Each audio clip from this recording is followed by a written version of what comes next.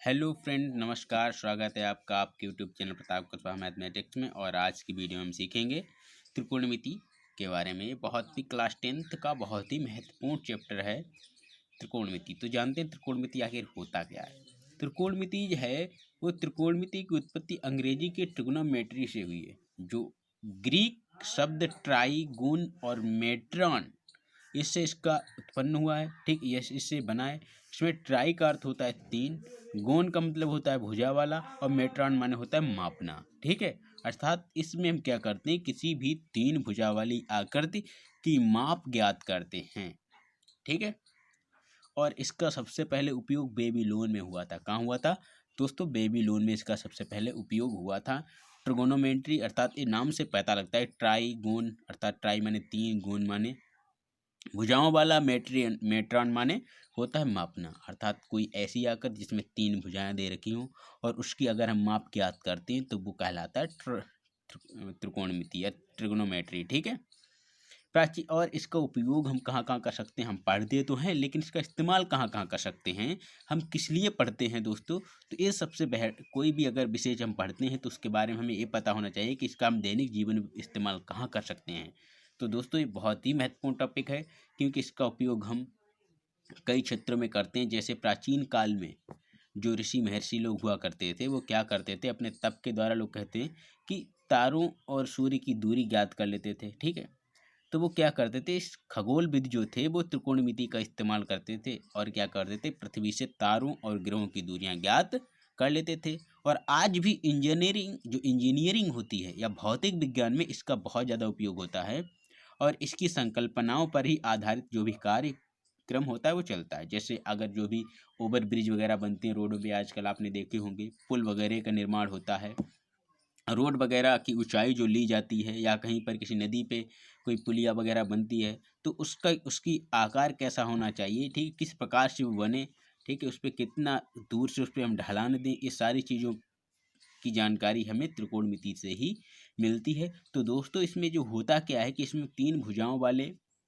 किसी त्रिभुजाकार आकृति का हम अध्ययन करते हैं। ठीक है, और ये जो होता है वो समकोण त्रिभुज पर ज़्यादा आधारित होता है। इसलिए हमने आपको एक ट्रेंगल बनाया, समकोण त्रिभुज ए बी सी, जिसका एक बी जो कोण है वो 90 डिग्री का होता है। ठीक है, अब जो इसमें क्या करते हैं, हम किसी एक निम्न कोण के सापेक्ष इसकी भुजाओं का अनुपात ज्ञात करते हैं, जिसे हम कहते हैं त्रिकोणमितीय अनुपात। और यही हमारा अभ्यास है। क्या है हमारा अभ्यास? त्रिकोणमितीय अनुपात। इसकी बेसिक जानकारी ग्रहण करेंगे। तो कैसे करते हैं उससे पहले कुछ समझ लेते हैं बेसिक कंसेप्ट को। अगर हमें कोई ट्रेंगल इस प्रकार का दे रखा है, ठीक है, समकोण त्रिभुज ए बी सी, जिसका बी समकोण है, तो हम क्या करते हैं, इसकी भुजाओं में एक विशेष प्रकार का संबंध रहता है। क्या रहता है? संबंध। ठीक है, तो ये जो संबंध है वो किस प्रकार का होता है? जैसे, ठीक है, जो संबंध होता है वो एक सबसे प्यारा सा आपको एग्जाम्पल दे देता हूँ मैं। एक होता है सूत्र, आपने अक्सर देखा होगा, सुना होगा, लाल बटे कक्का, LAL, ये लाल है, और नीचे KKA अर्थात कक्का। ठीक है, तो लाल और कक्का जो हैं इसमें क्या संबंध होता है? जैसे हम पहले जो लाल छोटे थे, बेटे जो छोटे थे तो क्या कक्के कंधों में बैठते थे। तो देखिए यहाँ पर लाल जो ऊपर हो गया, तो इसका मतलब हो गया पहले ये, ठीक है, LKA अपान के और L अपान A। इसे हम ऐसे लिख सकते हैं, L अपान के कमा A अपान के और कमा L अपान A। ठीक है, अब इसे हम कैसे समझाएंगे आपको? ये समकोण त्रिभुज आपको दे रखा है यहाँ पर ABC। तो इसमें जो अगर हम कोण ए ले लें, क्या ले लें? कोण ए के सापेक्ष अगर बात करें तो दोस्तों हम समझ रहे हैं, ठीक है, कि अगर हम कोण ए के सापेक्ष बात करें तो ए वाला हमारा भुजा जो होगी वो लंब कहलाएगी। इधर वाली भुजा जो होगी वो आधार कहलाती है। क्या कहलाती दोस्तों? और ए वाली भुजा कहलाती कर्ण। ठीक है, तो चैनल में बने रहिएगा। ठीक है, चैनल को लाइक और सब्सक्राइब अवश्य कर लीजिए, साथ में बेल आइकन को प्रेस कर लीजिए, जिससे कि आने वाले वीडियो का नोटिफिकेशन आप तक पहुंचता रहे। और ज़्यादा से ज़्यादा लोगों के बीच शेयर करिए, जिससे कि अधिक से अधिक अभ्यर्थी जो 10th बोर्ड के एग्जामिनेशन की तैयारी कर रहे हैं इस साल, वो अधिक से अधिक इसका लाभ उठा पाएँ। ठीक है, अगर कोई समकोण त्रिभुज मैंने आपको बताया कि इस प्रकार का होता है, इसमें ए वाली भुजा लंब कहलाती इस वाले कोण के लिए, और ए वाली आधार और ए वाली कर्ण कहलाती है। अगर हम कोण सी के सापेक्ष बात करें तो ए वाली फिर आधार हो जाएगी, ये लंब हो जाएगी और ये कर्ण हो जाएगी दोस्तों। ठीक है, अब इनमें संबंध कैसा होता है, अगर हम कोण ए के सापेक्ष बात करें तो यहाँ पर देखिएगा, सबसे पहला अनुपात हमने L अपान के लिया। L फार लंब होता है, L फार क्या होता है, L अपान के। ठीक, ये होता है लंब और बटे कर्ण।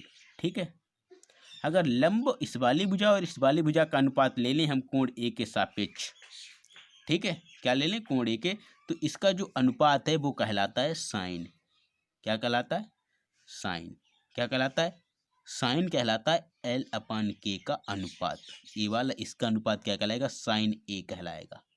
यहाँ पर ए क्या है, कोण है। ठीक है, साइन ए बराबर L अपान ए, अर्थात लंब अपान लंब बटे कर्ण। साइन ए का मान क्या होता है, लंब बटे कर्ण हो जाएगा इस अनुपात में। ठीक है, उम्मीद इसी प्रकार से अगर हम दूसरा अनुपात हमारा ए अपान के है कि नहीं, तो जो ए पार होता है, दूसरा है हमारा, पहला हो गया, दूसरा है हमारा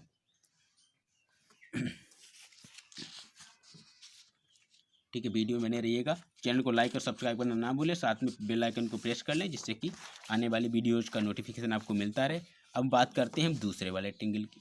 ठीक है, दूसरे वाले अनुपात की, तो मैं आपको बता दे रहा हूँ, देखिएगा बिल्कुल वीडियो में को इसकी बिल्कुल ना कीजिएगा। ठीक है, नहीं तो फिर समझ में आना मुश्किल है, क्योंकि इसका यही कॉन्सेप्ट अगर समझ लिया तो पूरी त्रिकोणमिति यहाँ से आसान हो जाएगी आपके लिए दोस्तों। तो देखिएगा, अगर दूसरा आगे आपका ए अपान के, ठीक है, आधार अपान कर्ण, तो ये कहलाएगा आधार बटे कर्ण। ठीक है, आधार हमारा क्या है, आधार यहाँ पर दे रखा है ए बी और कर्ण क्या दे रखा है, ए सी।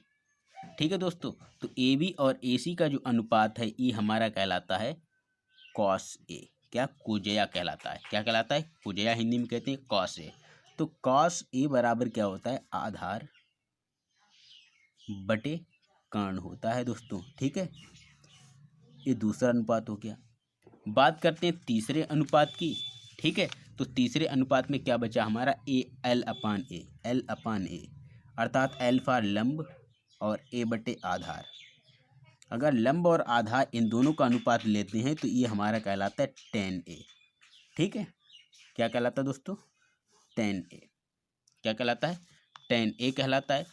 ठीक है, तो तीसरा अनुपात हो गया हमारा टेन ए बराबर क्या हो जाएगा, लंब बटे आधार हो जाएगा, या हम कह सकते हैं कि बी सी बटे ए बी।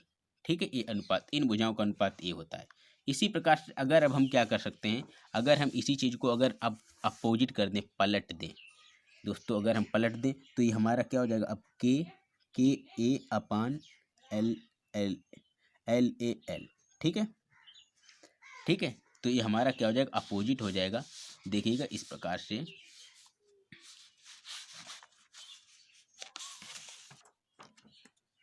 ठीक है, देखिएगा हमारे पास ट्रेंगल ये वही है, समझ लो, इस प्रकार का एक ट्रेंगल मान लिया दे रखा है। ये कोण ए है और ये बी और ये सी, ये लंब है और ये आधार है और ये कर्ण है दोस्तों। अब देखिएगा अगला अनुपात हमारा क्या बन जाएगा, अगला होता है टेन के बाद में होता है सेक ए। सेक ए बराबर क्या होता है, सेक जो होता है वो कर्ण अपान लंब हो जाएगा। क्या हो जाएगा दोस्तों, कर्ण अपान लंब। ठीक है, सॉरी, अब आता है कोसेक ए। कोसेक ए बराबर जो हो जाएगा वो हो जाएगा हमारा कर्ण अपान लंब, अर्थात इसमें कर्ण क्या है, ए सी है, और लंब क्या है इसका, बी सी। जो इस वाली और इस वाली भुजा, इन दोनों का अनुपात क्या कहलाएगा हमारा, कोसेक कहलाएगा दोस्तों। उसके बाद आता है सेक।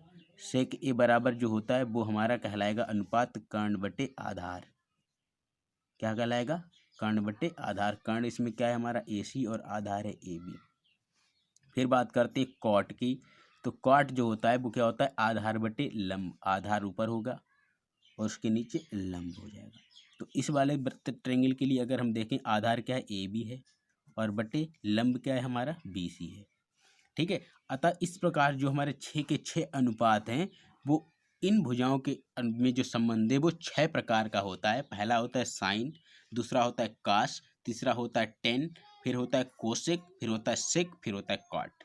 उसके बाद में अगर इन सब का सोल्यूशन निकालें हम, ठीक है, तो यहाँ से निष्कर्ष ये निकलता है कि जो साइन होता है, साइन है इस वाले कोण के लिए 1/cos ए में संबंध होता है। कोसेक जो होता है जिसका अपोजिट होता है। इसी प्रकार से